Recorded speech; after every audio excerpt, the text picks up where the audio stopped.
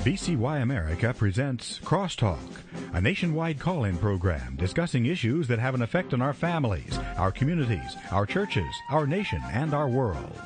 Crosstalk, an opportunity for you to voice your concerns for biblical principles. And now live by satellite and around the world on the internet at vcyamerica.org. Here is today's Crosstalk. And good afternoon. Welcome to Crosstalk here on VCY America. As I look across the glass at our producer here today, Matthew, is wearing this, it looks like about a 20-gallon cowboy hat here today with a big star on the front of it. That tells me, it's News Roundup Friday here today. And glad that you could join us. There is so much that is going on. We'll try and get right into the news stories. And later in the program, we'll give you opportunity to call in and comment on these or other current event issues. An interesting report. Do you use Google, email, Gmail? Interesting story from, I believe this came from CNSnews.com, that American government agencies, state, local, and federal, made a record 13,753 requests to read emails or gather other information sent through Google's Gmail and other services temporarily escaped the fines. Now, Americans United for Life has filed two more amicus briefs supporting legal challenges to the Obama administration's unconstitutional HHS mandate, siding with Hobby Lobby. That case now pending before the 10th Circuit Court of Appeals. Denver Post is saying, look closely at your new W-2 form this tax season. That is, if you work for a company with 250 more workers. Notice box number 12 and the two-letter code DD. Information that box 12 for the first time is required by the Affordable Care Act. It tells how much you and your employer spent on your health insurance premiums. The W-2 reporting requirement is expected to expand next year to include employers with fewer than 250 on the payroll. The health insurance benefit isn't taxable as personal income for now. Newsmax.com reports that Duncan Brands, the owner of Dunkin' Donuts, is working to overturn another major provision of Obamacare. The company is lobbying the White House to change its definition of what a full-time worker is from what Obamacare defines it as being at least 30 hours a week, to change that to 40 hours a week. The change would leave Dunkin' and other companies with fewer workers in 2012, more than half without warrants, according to statistics released by Google. The total number of users about whom government agencies wanted information also set a record at 31,072. That's up from 23,000 some in 2011. That's the first year that Google began reporting the data. Most of these requests were done without search warrants. Google announced in June of 2012 that it had 425 million active Gmail subscribers, making it the largest email provider in the world, also providing users the ability to store documents versus using the Google Drive service, phone service with Google Voice, YouTube, personal blogs using Blogger, as well as email hosting services through Gmail. Somebody's watching, folks. Google keeps records of all email and other communications sent through its email, telephone, YouTube, and other services, storing the information on cloud servers. It's a move that allows government agencies, local, state, and federal, to access some information without a warrant. Also from CNSnews.com, if the automatic federal budget cuts known as the sequester go into effect on March 1st, we kind of talked about this yesterday. Now we have the Department of Education, Arnie Duncan, saying 70,000 children will be kicked out of Head Start, the federal preschool program for low-income children and families. I guess what Mr. Duncan did not read, though, was the report that came out saying that children who were in the federal Head Start program do worse in math and have more problems with social integration by the third grade than children who were not in the program, according to a large-scale study by the U.S. Department of Health and Human Services. So it sounds like the Education Secretary needs to get together with the U.S. Department to ensure, under the health care reform law, under the Affordable Care Act, Health and Human Services, to get this data. The congressionally mandated study evaluated over 4,000 elementary students. The main conclusion is that overall, the $8 billion large employers must provide health coverage to all full-time workers and their dependents or face a penalty. Obamacare mandates apply to companies of 50 or more full-time employees.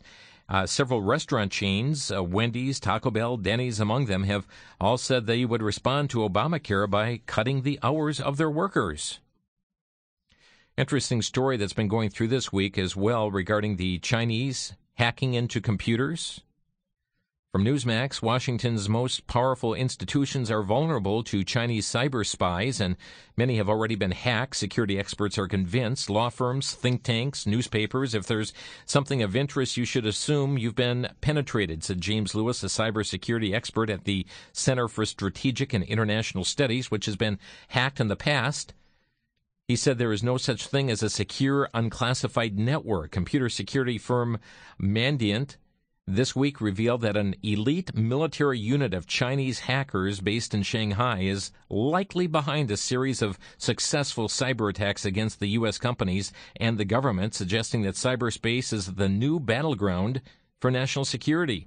Experts say information gained from these intrusions has the potential to give the Chinese valuable insight into the inner workings of Washington. Remember, we get these statements from the U.S. Attorney General's office, there's no evidence of voter fraud that took place in the election. Interesting headline from Fox News. Did Obama supporter vote 6 times in 2012? An Ohio poll worker is the target of investigation.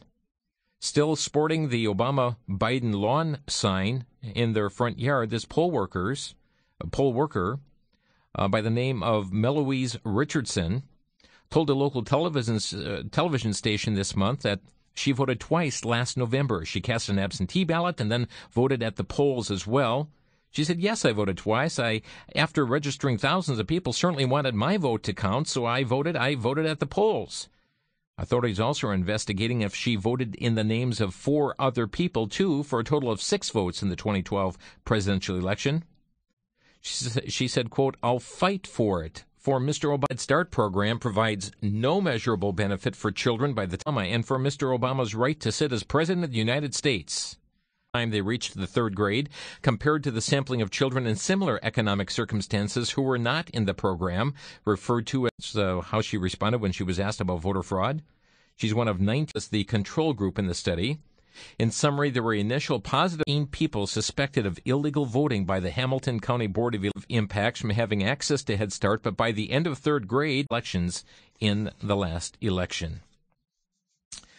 Well, we know there were very few impacts found for either cohort and push for gun control going on right now. This from WND, with any of the 4 domains of cognitive, social, emotional health, arm twisting by Vice President Joe Biden, the Obama administration, is health and parenting practices, reports the HHS study. Pressured Democratic lawmakers in gun-friendly Colorado to the Obama administration, incidentally, has warned that if the spending adjustments in the sequester occur on March 1st at 70,000 fall on their swords and pass restrictions on firearms that it hopes will be 1,000 children are going to lose this place in Head Start. And in the state of the model for the nation, a state lawmaker contends. While much at State of the Union address, President Obama called for attention has been focused on Obama's calls for federal legislation, universal preschool for children. But here we have a cabinet-level office establishing universal background checks and ban on assault weapons, saying that Head Start students do worse in math than other. Administration is working hard at the state level. In Colorado, where young people who are not a part of Head Start. LifeSiteNews.com reports that despite the Obama administration urging state control is far less popular among a large rural population, a flurry of gun control bills include one that would hold gun makers and owners responsible for any crimes committed by their weapons, even if they were stolen. Now, I wonder if they're going to do this for knife makers and automobile manufacturers, too? What about those who make baseball bats? The first thing the Democrats did was introduce a bill that would have declared an unloaded gun to be a deadly weapon. This would enable police to confiscate any firearm on the basis it is a deadly weapon, even if it is unloaded. Other bills include one that HB 1224 would ban all magazines that hold more than 15 rounds. Another bill would force residents to pay for exercising, that is, a constitutional right by making them pay for a background check to prove that they are not criminals. Another one would ban the private sale and transfer of firearms and institutes universal background checks and gun registration for all Colorado gun owners. All bills are moving through the process right now.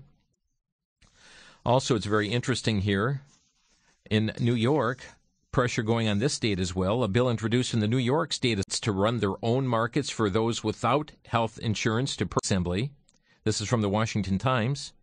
By Assemblyman Felix Ortiz, a Democrat, would require the state's residents to purchase subsidized plans. The majority of states now, 26, require liability insurance as a condition for gun ownership. Any person in the state who shall own a firearm shall, prior to have opted to leave the job to the federal government. 20 such ownership obtain and continuously maintain a policy of liability insurance in an amount not less than $1 million. 6 states opted to let the deadline for forming state insurance $1 billion, specifically covering any damages resulting from any negligent or willful acts involved in the use of such firearms. Changes passed last Friday, leaving the Obama administration to handle the details while it is owned by such person. This measure, that says this is Senate Bill 2353 in New York State, details and the cost itself. Any person who has not purchased an insurance in compliance with the law within... We get a news release from the White House this week. It's 30 days of its passing would be in violation of the law. Such an occurrence would result in the immediate revocation of such owners' registration. Multiple pages here about their lesbian, gay, bisexual, transgender license, and any other privilege to own such a firearm. The bill also states that if a gun is stolen, the legal owner of the gun is responsible. Under advancements over the past week, yeah, folks, it's hard to keep track of for any damage incurred until a loss or theft is reported to the police department. Last Friday, President Obama recognized the recipients of the department. By the way, liability insurance for $1 million in coverage, 2012 Presidential Citizens Medal, which honors for gun owners, estimated to cost between $1,600 and $2,000 every year. The bill has been referred to Americans who have performed exemplary deeds of service for their country to the Assembly's Insurance Committee. Let's then go to Chicago, or for fellow citizens. Well, one of the recipients of the 2012 Washington Times reporting that Chicago's chief of police can't seem to avoid controversy over statements he's making relating to gun control. This medal was the late Jeannie Manford, founder of Past Sunday in a Talk Show, as reported by the Illinois State Rifle Association, parents, families, and friends of lesbians and gays. PFLAG and Police Superintendent Gary McCarthy said that firearm owners, and so the president recognized her in remarks, and I'm not going to go through all the who lobby their representatives or who donate money to political campaigns for pro-Second Amendment issues are guilty. Other pages of information they sent, but outgoing Secretary of Defense Leon Panetta has unilaterally issued a directive stating of corruption and of endangering public safety. Hear that? Those who lobby their representatives or who donate money to political campaigns for pro-Second Amendment issues are guilty of corruption and of endangering public safety. Chicago's chief of police. On Sunday, Superintendent McCarthy also said the Second Amendment does, in fact, allow for governments and police agencies to impose mandatory liability insurance requirements on gun owners, and that GPS tracking devices can be lawfully affixed to firearms sold to civilians, according to the ISRA. By the way, a study by the Department of Justice Research Wing, the National Institute of Justice, has the feds admitting that the so-called assault weapons are not a major contributor to gun crime. WND reports that the study also concluded that weapons are not a major factor in deaths caused by firearms, nor would an assault weapons ban be effective. The report finds no significant link between assault weapons and murder. The Daily Mail is reporting that according to data compiled by the FBI, the number of Americans purchasing guns has skyrocketed since Obama was elected. There have been more than 65 million background checks completed for Americans purchasing firearms since February of 2009. That's the first full month of Barack Obama's presidency. That's 44,748 background checks per day. By comparison, the number of background checks in Obama's first term, 91.1% higher than President George W. Bush's first term total. Under Obama, more than 65 million. Under Bush, it was just over 34 million. By the way, there was another gunman shooting in California. I believe it was yesterday, Tustin, California. Gunman's rampage. The shooter, who lived with his parents and was described by authorities, oh, here we go again, a video game playing loner. A loner and a gamer who spent hours holed up in his room, authorities said. Secretary of State John Kerry says looming sequestering that the U.S. military will now extend certain benefits to administration cuts will reduce the State Department's fiscal year 2013 budget by $2.6 billion and could affect sensitive areas like diplomatic security and aid to Israel. But guess what, folks? He's silent about Pakistan. Now, they're going to have a cut of $2.6 billion, but Pakistan alone accounts for $2.4 billion married domestic partners that were formerly reserved for married couples, but $1 in existing fiscal year 2013 request. Interesting. A $2.6 billion cut, giving all these horrid stories of what's going to take place, went to Pakistan. Will only do so if the domestic partners certify in writing. Pakistan alone, $2.4 billion. What's that $2.4 billion for? I'll tell you after the break. You're listening to Crosstalk.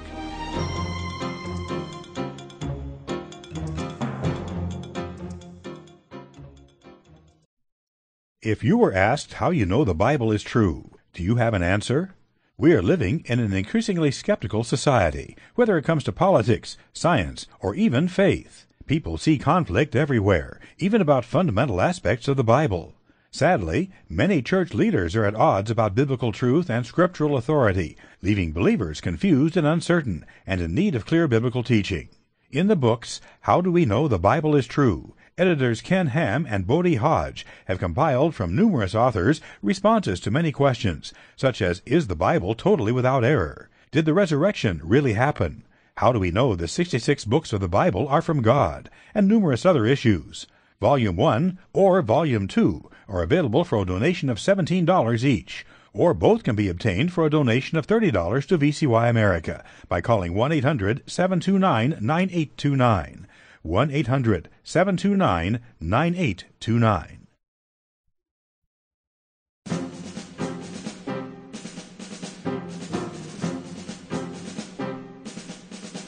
This is a news roundup Friday today on Crosstalk. I do have several more stories I really would like to share with you before we get to the phone lines, things that are really important for you to know about. But we have all these horror stories of the sequestration, $2.4 billion in cuts, $2.6 billion in cuts to the State Department. And here we're finding $2.4 billion is going to Pakistan in this current fiscal year. The majority, $1.29 billion, is earmarked for peace and security, with progressively smaller sums for economic development. Economic development, $649 million. Democracy, human rights, and governance, $132 million. Education and social, $80 million. Health, $70 million. Humanitarian assistance, $5 million. John Kerry made his first public address as Secretary of State and told the audience of students and faculty, University of Virginia, to be ready to join him and President Obama in curbing the potential threat of climate change. Hats off to a bill lawmakers in Kansas State Board of Education preparing to vote on a new science standards this year. The House Education Committee has introduced a bill asking schools to include evidence against climate change in science classes. Maybe John Kerry needs to visit the heartland with this major snowstorm that went through. House Bill 2306, introduced last week, says science classes must provide information to students of scientific evidence which both supports and counters a scientific theory or hypothesis. The bill says instruction about scientific controversy should be objective and include both the strengths and weaknesses of such scientific theory or hypothesis. The only controversy identified in the bill is climate science. There was a protest that took place in Washington this week about the Keystone XL pipeline. The protest was held on the National Mall in Washington, D.C.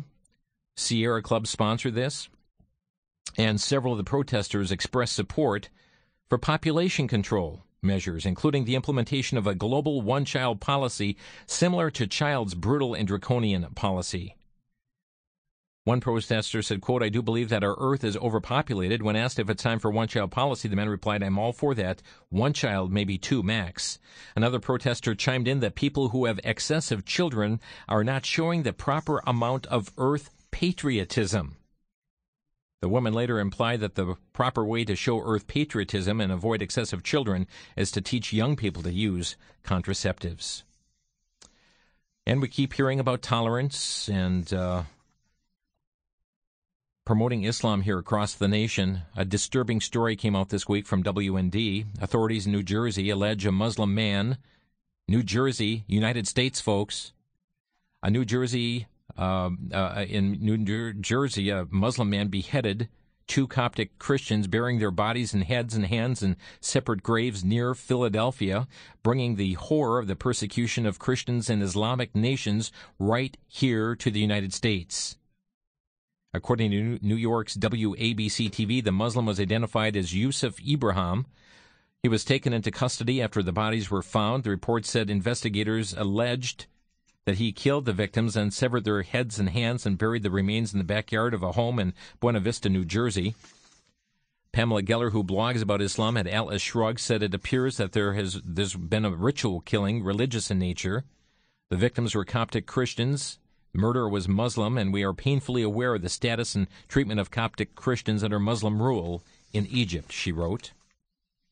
In Spain, to the extent that European lawmakers are willing to graft Islamic legal principles into Europe's secular legal codes, Islamic Sharia law could easily become a permanent reality in Spain. Spain has acceded to the demands of the Islamic government in Morocco by agreeing that Moroccan children adopted by Spanish families must remain culturally and religiously Muslim. The agreement obliges the Spanish government to establish a control mechanism that would enable Moroccan religious authorities to monitor the children until they reach age 18 to ensure that they have not converted to Christianity. Al Jazeera, the cable news network owned by the government of Qatar, has big plans for its American operation despite being criticized by the U.S. government, airing videos of Osama bin Laden. Bob Wheelock, the former ABC executive in charge of setting up, believes times have changed, and so has Al Jazeera's image. He said, imagine 6 or 7 years ago trying to find real estate for Al Jazeera in Washington. I'm sure it wasn't easy, he told USA Today. Now, he said, we're going to have signage, just like CBS, ABC, CNN, NBC. Just like everybody else. He said, we're psyched. Al Jazeera spent $500 million last year to buy Current TV. Thank you, Mr. Al Gore. And now, just readily accepted. By the way, the Boy Scouts Executive Committee of the Southern Baptist Convention passed a resolution urging the Boy Scouts to not change their policy banning openly gay members. And I need to tell you about this new bill introduced in California. Introduced this week in the California Senate that would take some of the most aggressive action to date to force youth organizations to embrace homosexuality and gender identity. In California, Senate Bill number 323, sponsored by Equality California, introduced by Senator Ricardo Lara, determines to revoke tax-exempt status for a wide range of youth groups unless they agree to abandon any criteria related to gender identity, sexual orientation, religion, and other categories. The bill was designed to pressure the Boy Scouts to accept homosexuality, but its sweep goes much further. The bill specifically targets groups ranging from the Scouts to Special Olympics, Little League, 4-H, Future Farmers of America, as well as youth sports in general. Also references private schools and youth groups in the legislation. Attorneys with Pacific Justice Institute are assessing all the potential implications of Senate Bill 323 and will be vigorously opposing it. Brad Dacus, their president, said, quote, from the plain text of the bill, it's clear to us that SB 323 is one of the most outrageous bills we've ever seen in California, and that's saying a lot. He said, we've been warning for years that the gay lobby would eventually use tax exemptions to force nonprofits to capitulate to their demands, but it's still shocking to see it actually in print and on its way to becoming law. Let's open our phone lines here today. I've done a lot of talking. There's a lot of news, and Sad to say I've got many more stories yet that I have not gotten to, but let's hear from you across the nation today. If you want to comment on some of these or other current event issues, our telephone number to Crosstalk, 800-733-9829. 1-800-733-9829. Okay, Boy Scouts, if you won't capitulate, well, we'll take your tax-exempt status, and to do so, well, we're going to hone in on other groups too, 4-H, Special Olympics, Little League Baseball, on and on it goes. The Bible tells us that the heart is deceitful above all things and desperately wicked. Who can know it? Just when you thought you saw about anything that could happen, folks, it gets worse. Well, we'll take your calls here today at Crosstalk, 800-733-9829. I know there's been a lot going on, too, with some horrendous, blasphemous skit that was part of NBC's Saturday Night Live program. The American Family Association has been putting forth multiple releases this week regarding it, trying to get people across the nation to contact Sears and Kmart for having ads during the program, as JCPenney did as well. And just released just a short time ago today, AFA received a statement from Sears and Kmart, co-owned there, regarding its advertising on Saturday Night Live and saying, quote, "Thanks for bringing it to our attention. It wasn't supposed to happen. We're taking steps to make sure it doesn't happen again. Going forward, our ads will not run in this form again around Saturday Night Live." They're asking that people also contact JCPenney headquarters at 972-431-1000, 972-431-1000. Our number to Crosstalk, 800-733-9829. Let's begin in Oregon. Robert, go ahead. You're on the air. Yes, good afternoon. You guys got a hot show today. I don't get to listen to you all the time, but my main subject, you got everything that I want to talk about. But my thing is about guns. America has a right to own and bear arms, as the Constitution says. And history tells us that any time a government moves firearms of any kind to protect its common people, the citizens of that country, slavery and an evil tyrant comes into control. It is no exceptions in history. So when Obama takes all our guns away, he's going to declare himself a dictator. What are we going to do? You're not going to have any guns to fight him. Look at Hitler with the Holocaust in Russia, with the millions and millions of people. There's documentation of this throughout history, saying the millions of people.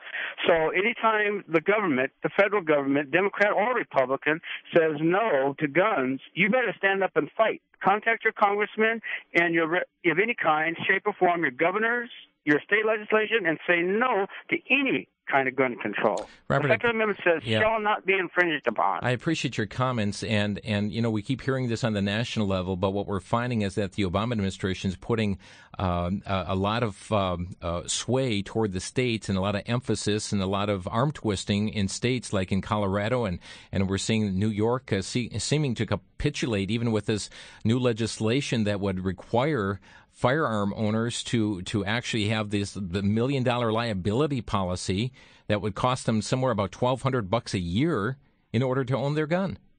Yeah, but we've got the power as a voter to say no. If we don't tell them no and vote them out when we can, then we're at the mercy of the government, and that's not right. And Robert, it's up to the American people what they're going to do on this issue. That's correct. Well, I'm praying for you guys, and I'm praying for our nation, but I don't want to see. I don't like what I'm coming down even to see. Thanks. I know God's in control. Don't get me wrong, but it's depressing to me. God bless you. God bless you, and have a good day. Thank you for your call. Our number 800-733-9829. We're going to another Robert, but this one across the pond in England. Hi, Robert. You're on the air. Hi there, Jim. It's another Robert here.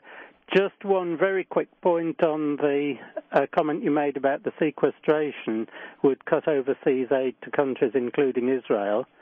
One of the hosts of a radio show there, Josh Haston, says, oh good, bring it on.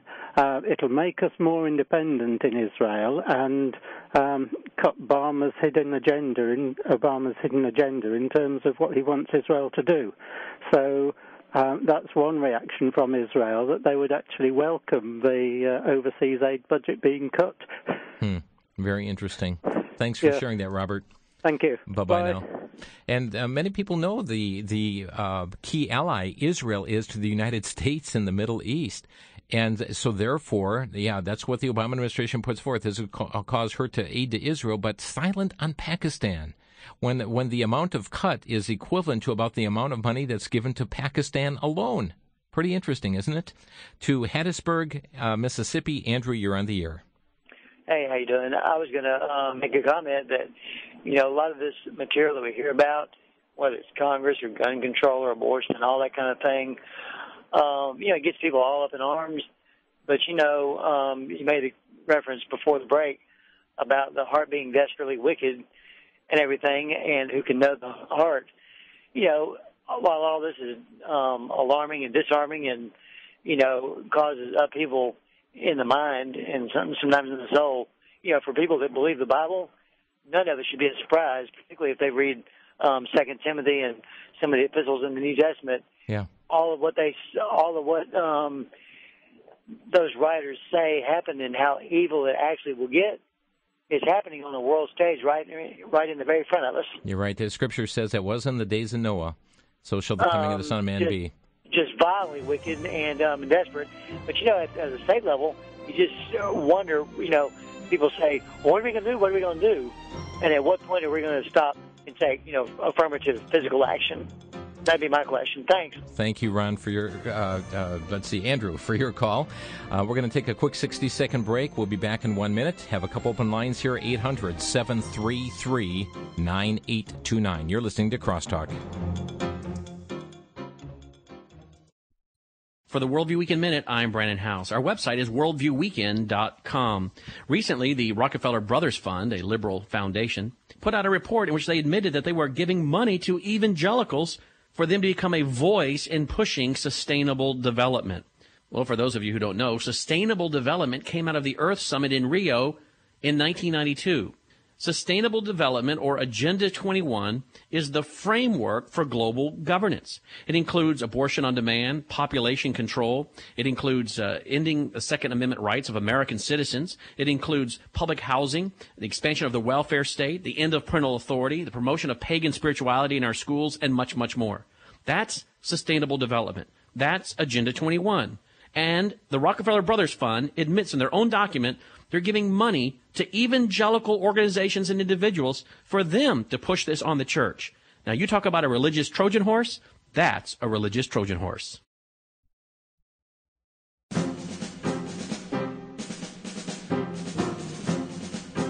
To the Department of Defense that they are the same sex.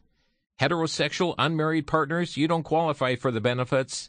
We're not going to treat you equally, as per Panetta's directive, on the basis of their sexual orientation. If two people of the same sex attest to the Department of Defense that they're unmarried domestic partners, they also must then later inform the department if they break up and are no longer same-sex domestic partners. But among the benefits, they will now give same-sex domestic partners, but not heterosexual domestic partners, joint duty assignments, legal assistance, disability, death compensation, child care, space-available travel on DoD aircraft, payments by missing persons, commissary privileges, exchange privileges, welfare and recreation programs, emergency leave, and youth programs. Here's another story. In the area of politics here, Rufus Gifford, former Democratic National Committee Finance Chair and more recently President Obama's 2012 campaign fundraising chief, is said to be the leading pick for ambassador to Denmark. Gifford was a key person behind the campaign's $1 billion war chest, longtime Democratic fundraiser, and activist in the gay community, would be the second openly gay ambassador named to a NATO ally. The gay community has been pushing since the election for an openly gay appointee to a top-tier ambassadorship. Folks, this is not just limited to one political party. The Christian Post reporting today some shocking news. John Huntsman, former governor of Utah, who unsuccessfully ran as a moderate Republican for the GOP presidential nomination in 2012, has recently spoken out in favor of same-sex marriage, arguing that conservatives must support same-sex marriage because it is, quote, the right thing to do, and also because it will help them stay relevant in the political arena. The marketplace of ideas will render us irrelevant, and soon, if we are not honest about our time and place in history, Huntsman said. He's a Mormon who wrote in an op-ed in the American Conservative paper yesterday, quote, "Conservatives should start to lead again and push their states to join the 9 others that allow all their citizens to marry." Huntsman said there is nothing conservative about denying other Americans the ability to forge that same relationship with the person they love. He went on to argue that if Republicans support same-sex marriage, it will better allow them to be heard by the American public. Sure would love to get your comments on that later. From the Los Angeles Times, the lawyers challenging California's Prop 8 are urging the U.S. Supreme Court to rule broadly that gays and lesbians across the nation deserve an equal right to marry. I believe it's coming up in March here that the U.S. Supreme Court will be hearing those oral arguments. Well, rather than focus narrowly on this special situation in California, we have the Washington attorney, Ted Olson, and co-counsel David Boies say that they decided to paint the broad picture for the Supreme Court on how marriage for gays fits with the nation's historic commitment to liberty and equality. Newsmax.com reporting that New York Governor Andrew Cuomo is working on legislation to allow women in his state the right to late-term abortions if their health is in danger or the fetus is not viable, according to their definition. This would rewrite a state law that only allows abortions after 24 weeks of pregnancy if the mother's life is at risk.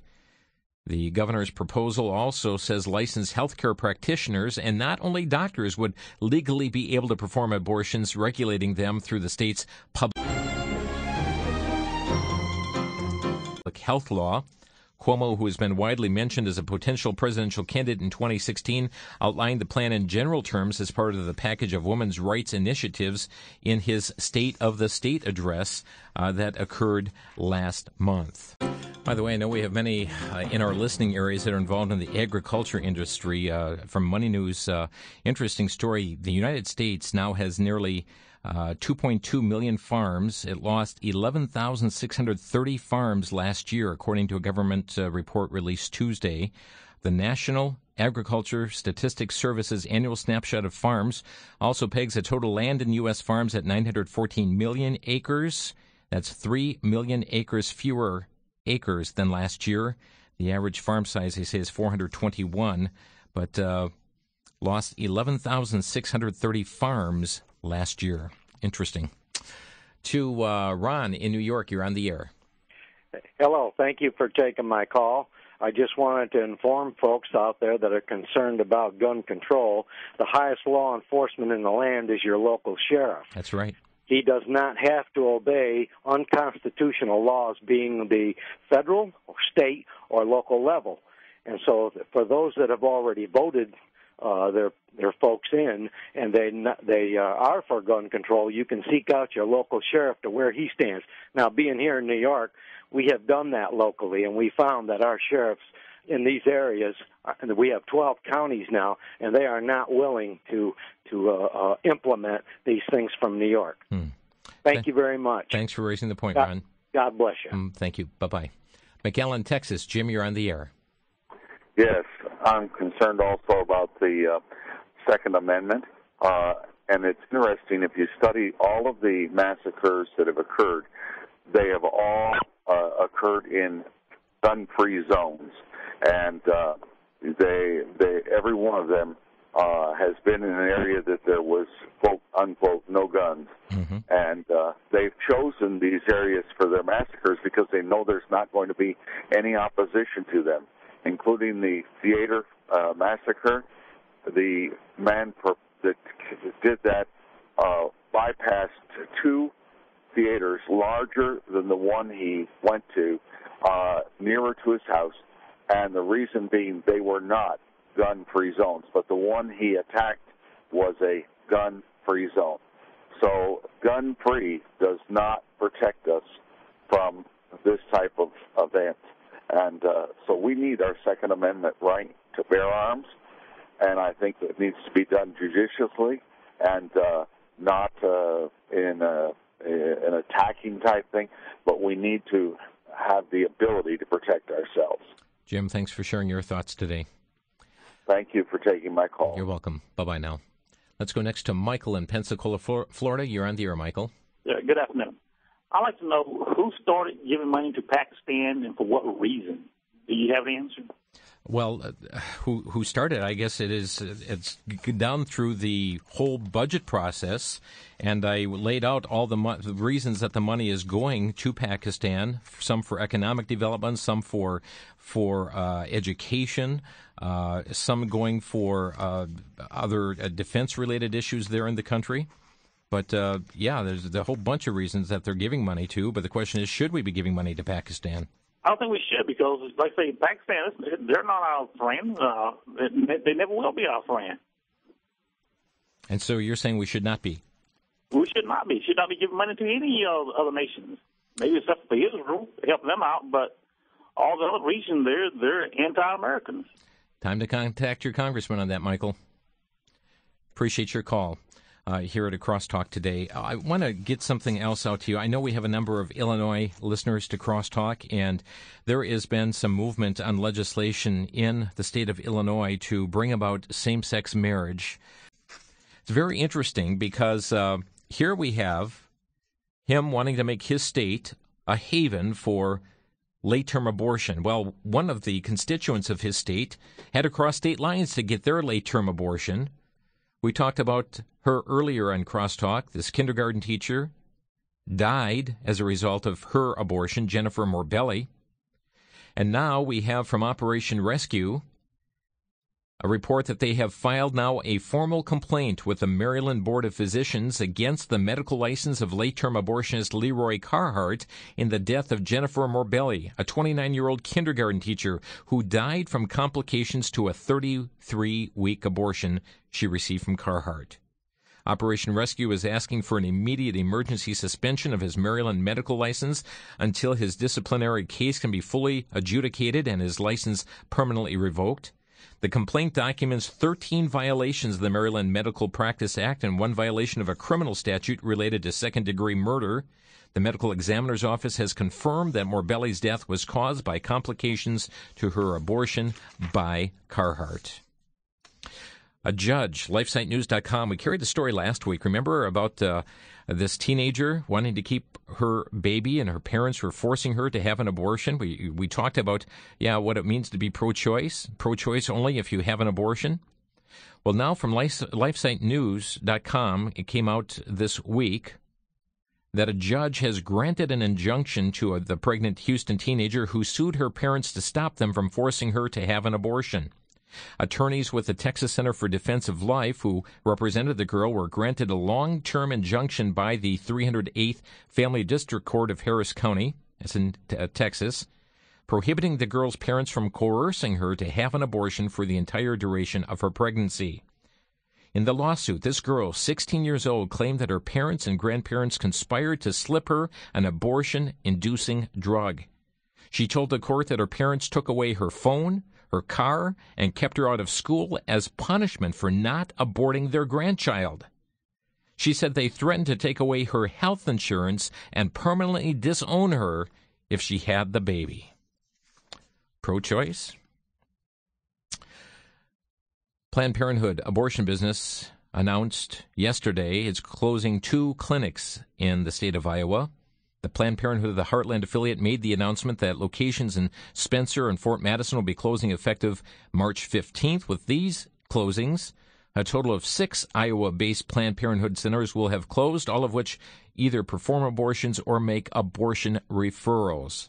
On the heels of this as well, Wisconsin Planned Parenthood announcing they are closing 4 Planned Parenthood centers around the state, not ones that do abortions, but refer to abortion.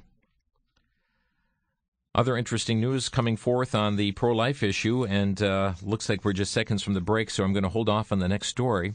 It's a News Roundup Friday here today on Crosstalk. We hope you'll listen to the stories, and some of these things, you no doubt, you'll find to be very shocking. Later, we'll give you opportunity to comment on them as well. This is Crosstalk on a News Roundup Friday, here through VCY America.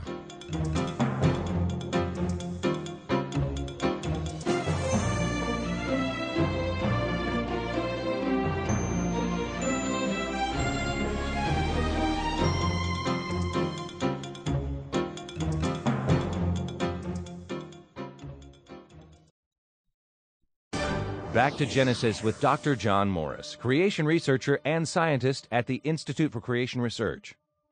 Dr. Morris, is there evidence that humans and apes came from a common ancestor? Chris, it's always good to remember that evolution does not claim that humans came from the apes, but that both apes and humans came from a common ancestor, the hypothetical missing link. Recently, evidence was found that chimps of long ago used rocks to crack nuts open much as they do today. Evolutionists note that humans use tools to crack open nuts too. Therefore, the hypothetical ancestor must have known how, and both apes and humans must have learned it from their common ancestor. Chris, this is the level of logic that evolutionists must resort to in order to prop up their failed theory. Chris, this kind of wrong thinking needs to go back to Genesis and sort itself out. To discover more facts that support your faith, visit us on the web at www.icr.org. That's www.icr.org.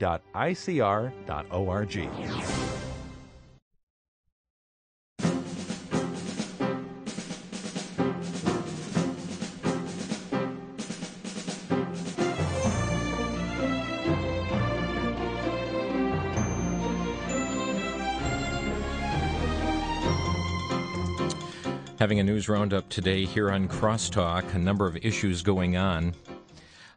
Here we have, we heard about the one suit, the charges or action filed here by Operation Rescue, and that's involving a situation that happened in Maryland, but let's move now to the state of Colorado, as Citizen Link reports that a woman filed a lawsuit earlier this month against Planned Parenthood of the Rocky Mountains and one of its abortionists.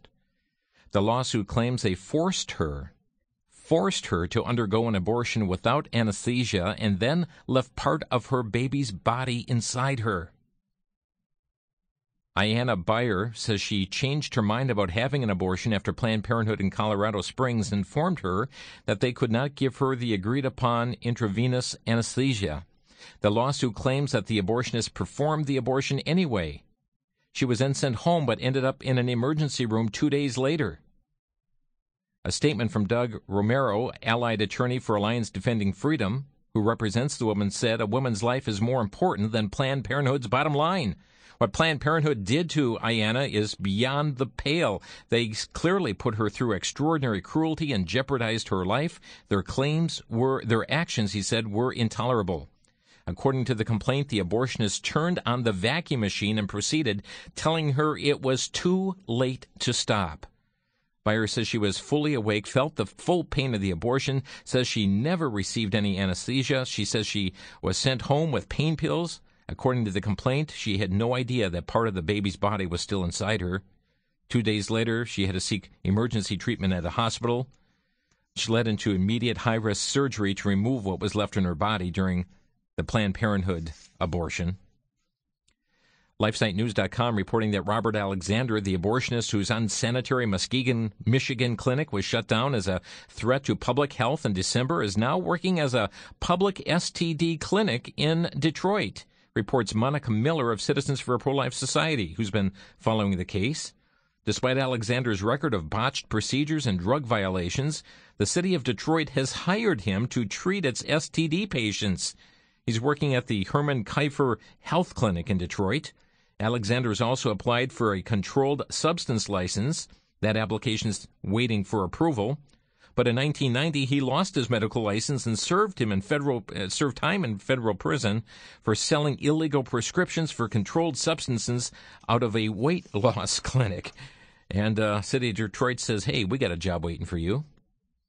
LifeNews.com is reporting that Hobby Lobby, the Christian crafting store, continues fighting the Obama administration's HHS mandate in court after losing its initial bid to stop the mandate from imposing more than $1 million in fines every day for not complying. The company was forced to appeal a judge's decision, roll back the date of its employee health care plan in order to temporarily escape the fines. Now, Americans United for Life has filed 2 more amicus briefs. supporting legal challenges to the Obama administration's unconstitutional HHS mandate, siding with Hobby Lobby. That case now pending before the 10th Circuit Court of Appeals. Denver Post is saying, look closely at your new W-2 form this tax season. That is, if you work for a company with 250 more workers. Notice box number 12 and the two-letter code DD. Information that box 12 for the first time is required by the Affordable Care Act. It tells how much you and your employer spent on your health insurance premiums. The W-2 reporting requirement is expected to expand next year to include employers with fewer than 250 on the payroll. The health insurance benefit isn't taxable as personal income for now. Newsmax.com reports that Duncan Brands, the owner of Dunkin' Donuts, is working to overturn another major provision of Obamacare. The company is lobbying the White House to change its definition of what a full-time worker is from what Obamacare defines it as being at least 30 hours a week to change that to 40 hours a week. The change would leave Dunkin' and other companies with fewer workers to insure under the health care reform law. Under the Affordable Care Act, large employers must provide health coverage to all full-time workers and their dependents or face a penalty. Obamacare mandates apply to companies of 50 or more full-time employees. Several restaurant chains, Wendy's, Taco Bell, Denny's among them, have all said they would respond to Obamacare by cutting the hours of their workers. Interesting story that's been going through this week as well regarding the Chinese hacking into computers. From Newsmax, Washington's most powerful institutions are vulnerable to Chinese cyber spies, and many have already been hacked. Security experts are convinced. Law firms, think tanks, newspapers, if there's something of interest, you should assume you've been penetrated, said James Lewis, a cybersecurity expert at the Center for Strategic and International Studies, which has been hacked in the past. He said there is no such thing as a secure, unclassified network. Computer security firm Mandiant this week revealed that an elite military unit of Chinese hackers based in Shanghai is likely behind a series of successful cyber attacks against the U.S. companies and the government, suggesting that cyberspace is the new battleground for national security. Experts say information gained from these intrusions has the potential to give the Chinese valuable insight into the inner workings of Washington. Remember, we get these statements from the U.S. Attorney General's office, how there's no evidence of voter fraud that took place in the election. Interesting headline from Fox News. Did Obama supporter vote 6 times in 2012? An Ohio poll worker is the target of investigation. Still sporting the Obama-Biden lawn sign in their front yard, this poll worker by the name of Meloise Richardson told a local television station this month that she voted twice last November. She cast an absentee ballot and then voted at the polls as well. She said, yes, I voted twice.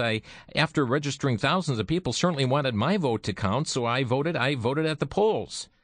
Authorities also are investigating if she voted in the names of 4 other people, too, for a total of 6 votes in the 2012 presidential election. She said, quote, I'll fight for it, for Mr. Obama and for Mr. Obama's right to sit as President of the United States. That's how she responded when she was asked about voter fraud. She's one of 19 people suspected of illegal voting by the Hamilton County Board of Elections in the last election. Well, we know the big push for gun control going on right now. This from WN.